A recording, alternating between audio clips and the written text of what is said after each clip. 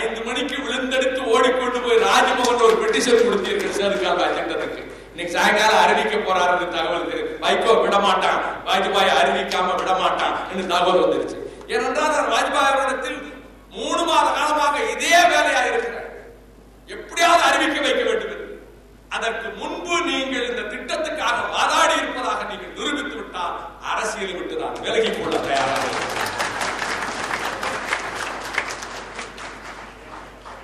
இதன் பிறகு டாக்டர் மன்மோகன் சிங் அரசு பொறுப்பேற்கிறது. பயங்கரமான பொய்யை நேற்றைக்கு முன்தினம் புதுக்கோட்டையிலே அவிழ்த்து விட்டிருக்கிறார் பாருங்கள். உலகத்தில் எவனும் கிட்ட வர முடியாது. முந்தானார் சொல்லுகிறார், ஐக்கிய முற்போக்கு கூட்டணி அரசு பொறுப்பேற்றது, மன்மோகன் சிங் பொறுப்பேற்றார். 2 கோரிக்கைகளை வைத்தேன். ஒன்று தமிழ் உணர்வு பூர்வமானது, இன்னொன்று தமிழ் வாழ்வு ஆதாரபூர்வமானது. நான் கேட்கிறேன், டாக்டர் மன்மோகன் சிங் பிரதமராக பொறுப்பேற்க வேண்டிய அந்த காலகட்டத்தில் குறைந்தபட்ச செயல் திட்டம் அமைப்பதற்கு மன்மோகன் சிங்குக்கும் பிரணாப் முகர்ஜிக்கும் பொறுப்பு கொடுக்கப்பட்டிருந்த நேரத்தில், அவர்கள் அதற்கான வேலையில் ஈடுபட்டிருந்த நேரத்தில், ஐக்கிய முற்போக்கு கூட்டணி அரசினுடைய குறைந்தபட்ச செயல் திட்டம் நிறைவேற்றப்பட வேண்டிய நேரத்தில் சேதுக்கால்வாய் திட்டத்தை பற்றி நீங்கள் பேசியதுண்டா? புதுக்கோட்டையில் போய் பொய் சொல்லுகிறீர்களே, இது உண்மை என்று நிரூபித்தால் மீண்டும் சொல்கிறேன், பொது வாழ்வில் இருந்தே நான் விலகிக் கொள்கிறேன். என்ன தெரியுமா, முந்தா நாள் ஆரம்பிச்சிருக்காரு. இனி ஒவ்வொரு கூட்டத்திலும் இன்னைக்கு பதிவு பண்ணிடுவார். மயிலாப்பூர்ல கொஞ்ச நேரத்தில் பதிவு பண்ணிடுவார்.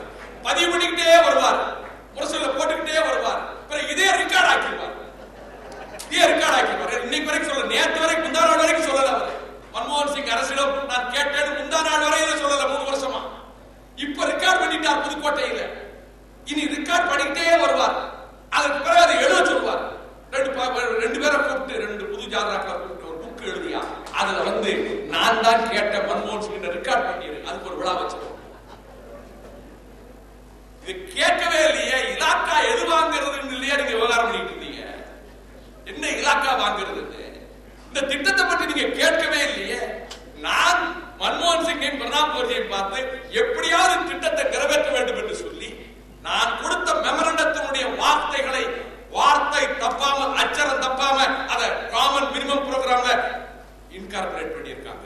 நான் கொடுத்த மெமரண்டத்தின் வாசகம் தான் காமன் மினிமம் புரோகிராம்ல இருக்கக்கூடிய வாசகங்கள். சேதுக்கால்வாய் திட்டத்தை பொறுத்தமட்டில் ஒன்று தம்பட்டம் அடிக்கல. நான் இந்த தமிழகத்தை உயிராக நேசிப்பவன், அண்ணாவை உயிராக நேசிப்பவன். ஆகவே தமிழகம் உயர வேண்டும் என்பதற்காக இந்த திட்டம் வேண்டும் என்று சொல்றோம். அந்த திட்டம் வேண்டும் என்று அதற்கான முயற்சியில் ஈடுபட்டோம். இப்ப திட்டம் நிறைவேற்றணும். திட்டத்தை நிறைவேற்றுவதற்கு வழி என்ன? வேலையில போற ஓனார் ஊர் ஒரு பழமொழி உண்டு. வீண் பம்பை எதுக்கு வேலைக்கு பார்க்கறீங்க? அந்த திட்டத்துக்கு சிலர் எதிர்ப்பு தெரிவிக்கிறார்கள் என்றால், அதை லாபகமாக சாதுரியமாக நம்முடைய திட்டத்தை நிறைவேற்றுவதற்கு என்ன வழி என்று பார்த்துத்தானே சொல்ல வேண்டும். அது ஒரு குறிப்பிட்ட சாரா இந்து மதத்தினருக்கு நம்பிக்கை இருக்கிறது. ராமர் செய்த நம்பிக்கை இருக்கிறது. அவர் நம்பிக்கைகளை எல்லாம் நீங்கள் கேள்விக்குறிகள் ஆக்கினார். நம்பிக்கைகள் எல்லாமே விமர்சனத்துக்குள்ளாகும் என்றால் அந்த விமர்சனங்கள் பலரை காயப்படுத்திவிடும். அதற்குள் செல்ல வேண்டியது ஒரு முதலமைச்சர் செல்ல வேண்டியது. எதற்காக சொல்லணும்? ராமர் எந்த இன்ஜினியரிங் காலேஜில் படிச்சான், எங்க டிப்ளமோ படிச்சான், ஒரு முதல்வர் பேசுகிற பேச்சா? அதோட நிறுத்தலீங்க. ராமன் ஒரு குடிகாரன். வால்மீகியே சொல்லியிருக்கிறார். வால்மீகி சொன்னது எல்லாம் ஏத்துக்கிறீங்களா? அப்ப வால்மீகி எழுதியது அனைத்தையும், ராமனை பற்றி எழுதியது அனைத்தையும் நீங்கள் ஏற்றுக்கொள்கிறீர்களா? ராமன் குடிகாரன் என்று வால்மீகி எழுதியதாக சொன்னீர்களே, வால்மீகியினுடைய ராமனை பற்றிய கருத்துக்கள் அனைத்தையும் நீங்கள் ஏற்றுக்கொள்கிறீர்கள். அப்படியானால் அது உண்மையா? அப்படியானால் அப்ப வால்மீகி எழுதியது உண்மை, அப்படி எல்லாமே உண்மையா? எதற்காக இதை சொல்ல வேண்டும்? ராமன் குடிகாரன் என்று ஏன் சொல்ல வேண்டும்? இது ஆத்திரத்தை கிளப்புகிறது. இதன் விளைவாக ராம்விலாஸ் வேதாந்தி என்கின்ற முன்னாள் எம்பி அவர் இப்படி சொன்ன முதல்வரின் தலையை வெட்ட வேண்டும், நாக்கை வெட்ட வேண்டும் என்று சொன்னதாக ஒரு செய்தி அது எவருக்கும் தெரியாமல் இருந்த போது அதை எடுத்து அமைச்சர் ஆற்காடு வீராசாமி விட்டு சொல்ல சொல்லி, விட்டேனப்பா 2 1 கவர்தான், பிஜேபியா ஒண்ணா, நாங்க என்ன செய்ய போறோம்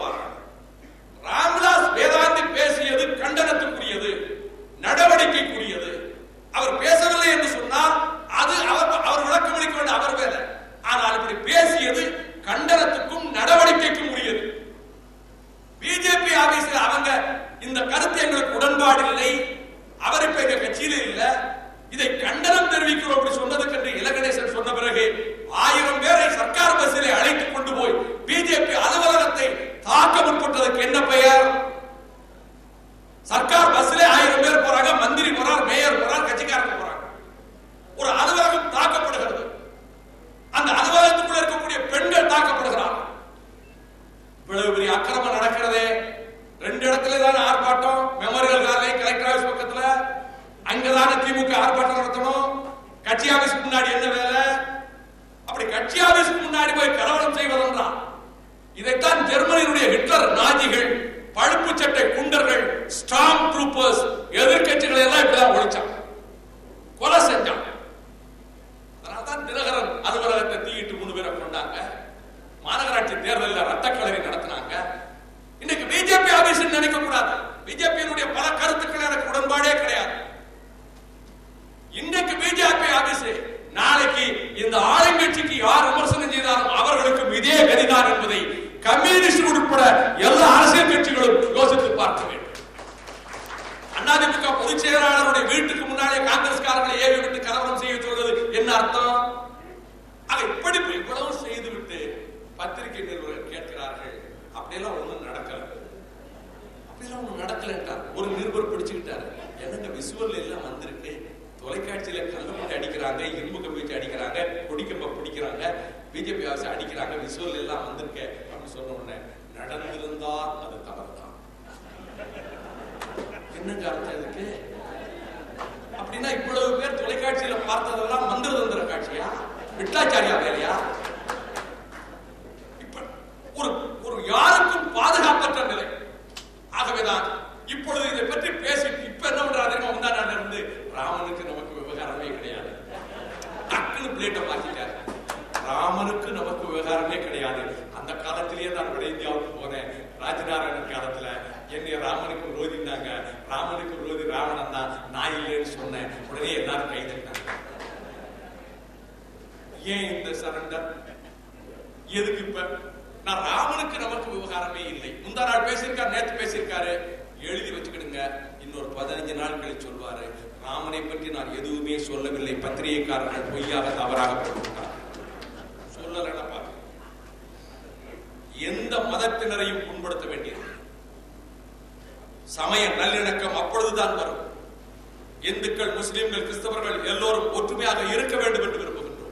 நான் இஸ்லாமிய சகோதரர்களுக்கு தெரிவிக்கின்றேன், பேராபத்து மத்திய சர்க்காரால் தான் வருகிறது.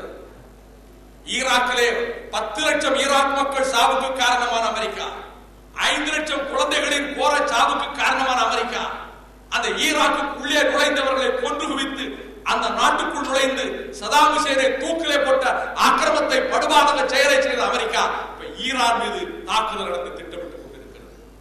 ஈரானை அழிக்க திட்டமிட்டுக் கொண்டிருக்கிறது.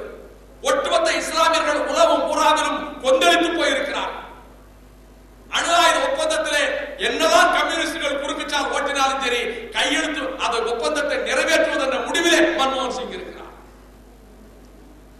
உலகம் பூராவிலும் இருக்கக்கூடிய இஸ்லாமியர்கள் மிகுந்த கவலையில் இருக்கிறார்.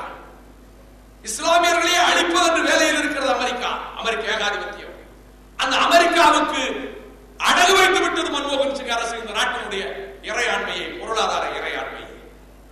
எனவே இந்த சூழலிலும் நான் எனதர்மை இஸ்லாமிய சமூக மக்களை கேட்டுக் கொள்வதெல்லாம், எந்த கட்டத்திலும் பதட்டங்களுக்கு இடம் கொடுத்து விடாமல், குறிப்பாக இளைஞர்கள் அவரவர்கள் நம்பிக்கை, எந்த மத நம்பிக்கையிலும் தீவிரமாக ஒருவரை தாக்குகிற உணர்வுகளுக்கு இடம் கொடுத்து விடாமல், இஸ்லாமிய சமுதாய மக்களுடைய நம்பிக்கைகளை நான் மதிக்கிறேன், அவர்களுடைய உணர்வுகளை மதிக்கிறேன். அவர்கள் இந்த மண்ணுக்கு எவ்வளவோ செய்திருக்கிறார். நாட்டின் விடுதலைக்காக அவர்கள் அளப்பரிய தியாகம் செய்திருக்கிறார். தமிழகத்திலும் செய்திருக்கிறார்கள், இந்தியா புறாவிலும் செய்திருக்கிறார். திப்பு சுல்தான் முதற்கொண்டு 57 நடைபெற்ற முதல் போரிலே கலந்து கொண்ட முஸ்லீம்கள் வரையிலே, பகதூர் ஷா பர்மாவிலே போய் அடக்கமானார் அவர் வரையிலே இந்த மண்ணுக்காகவே போராடி மடிந்திருக்கிறார்கள் இஸ்லாமியர்கள். இந்த மண்ணின் மக்கள் அவர்கள் இஸ்லாமிய மக்கள். உலகத்தில் பெரும்பான்மையாக வாழுகிற